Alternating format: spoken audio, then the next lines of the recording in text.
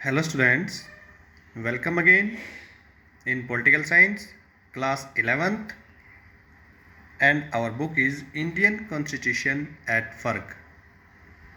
बेटा काफ़ी दिनों के बाद हम ये वीडियो बना रहे हैं पेपर ओवर होने पर।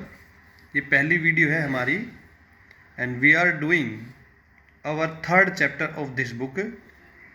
We have completed 2 chapters and now we are going to start our third chapter. The name of the third chapter, election and representation। Election and representation यानी चुनाव और प्रतिनिधित्व। अभी आपने इससे पहले जो हमारा चैप्टर जो था उसमें बेटा हम लोगों ने fundamental rights, fundamental duty, directive principles काफ़ी हम लोगों ने उसके बारे में जाना। थर्ड चैप्टर भी हमारा डेमोक्रेसी से रिलेटेड है, चुनाव और उनके और प्रतिनिधित्व यानी रिप्रेजेंटेशन। ये चैप्टर जो है और इस वीडियो में आज हम इसका इंट्रोडक्शन करेंगे, चैप्टर का केवल introductions. Have you ever played chess? Introduction में ये पूछा गया है हमसे कि क्या हमने कभी चेस खेली है। तो जिन बच्चों ने चेस खेली है वो उसके बारे में भली भांति जानते हैं। What would happen if the black knight suddenly started moving straight rather than 2.5 square? क्या घटित होगा यदि जो काला घोड़ा जो है वो सीधा चलने लग जाए बजाय कि 2.5 स्क्वायर चले। और what would happen if a game of cricket there were no umpires?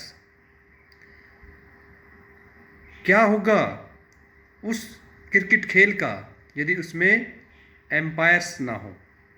तो क्रिकेट गेम के बारे में आप भली भांति जानते हो कि अगर एम्पायर ना हो तो फैसला लेने वाला कौन होगा। इसका मतलब क्या होगा कि भाई एम्पायर तो चाहिए ही चाहिए हमें। इन एनी स्पोर्ट्स, किसी भी खेल में we need to follow certain rules. हमें कुछ बेटा नियम, कायदे कानून को फॉलो करना पड़ता है। Change the rules and outcomes of game would be different। बताया गया है कि नियमों को बदलना, उनसे बाहर आके गेम को खेलना, ये खेल को बदल सकते हैं। Similarly game needs an impartially umpire. इसलिए किसी भी बेटा खेल को एक ऐसे एम्पायर के बारे में सहमति बनानी पड़ेगी whose decision accepted by all players, कि भाई जिनके फैसले सभी मान्य कर लें। तो यानी कि ऐसा सच्चा अच्छा एम्पायर हो जो बिल्कुल सही निर्णय ले। The rules and umpires have to agreed upon before we begin to play a game. कोई भी खेल जब हम खेलते हैं उससे शुरू करने से पहले हम सभी नियम बनाते हैं और उस पर हम सभी एग्री होते हैं। तो कुल मिला के इस चैप्टर में हमें यही बताया गया है कि जब कोई भी हम खेल खेलते हैं या कोई भी हम काम करते हैं तो उसके कुछ हमारे नियम, कायदे, कानून होते हैं जिसके ऊपर हम अपना काम करते हैं। और यहाँ पर भी जो डेमोक्रेसी है, पॉलिटिकल की अगर हम बात करें तो उसमें भी हमारे पास कि भाई कौन जीता कौन हारा, इसके लिए देश में what is the true game is also true election. जिस प्रकार सच्चा गेम है उसी प्रकार सच्चे बेटा इलेक्शन, चुनाव भी है। There are different rule of system of conducting election. चुनाव को आयोजित कराने के लिए भिन्न भिन्न नियम हमारे पास हैं। Outcome of election depends on the rules we have adopted. इसके परिणाम जो निर्भर करते हैं कि भाई हमने कौन कौन से नियम बना रखे हैं। We need some machinery to conduct the elections in impartially manner. हमें एक ऐसे चुनाव प्रक्रिया की आवश्यकता है जो बिल्कुल निष्पक्ष चुनाव कराए। उसके लिए हमें इलेक्शन कमीशन की आवश्यकता होती है। तो इस चैप्टर में हम जो अध्ययन करेंगे कि संविधान में किस तरह इलेक्शन कमीशन के बारे में बताया गया है बेटा कि इलेक्शन कराने के लिए इलेक्शन कमीशन है, चुनाव आयोग है जो बिल्कुल निष्पक्ष चुनाव कराता है। अगर मान लीजिए वो भी अगर चुनाव सही ढंग से नहीं कराए तो हम इस पर विश्वास करना बंद कर देते हैं।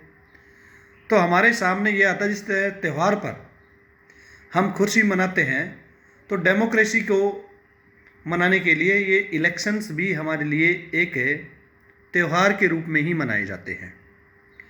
तो आइए देखते हैं इस चैप्टर के बाद हमें कौन कौन सी चीज़ देखने की समझ में आएगी। Different method of the elections, भाई चुनाव कराने के भिन्न भिन्न विधियाँ। The characters of the system of election adopted in our country, हमारे देश में चुनाव की व्यवस्थाएं जो हैं उनकी विशेषताएं क्या क्या है। The importance of provision of free and fair election, स्वतंत्र और निष्पक्ष चुनाव कराने के प्रावधानों का महत्व।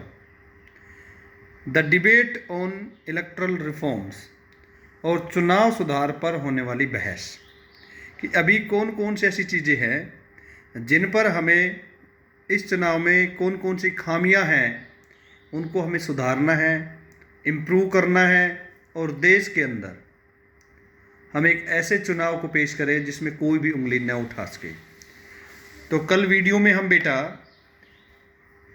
इस चैप्टर की शुरुआत करेंगे और आपको जो हमारे पास टॉपिक आ रहा है पहला, ये मैं आपको वीडियो में दिखा रहा हूँ, इलेक्शन एंड डेमोक्रेसी, यानी चुनाव और लोकतंत्र।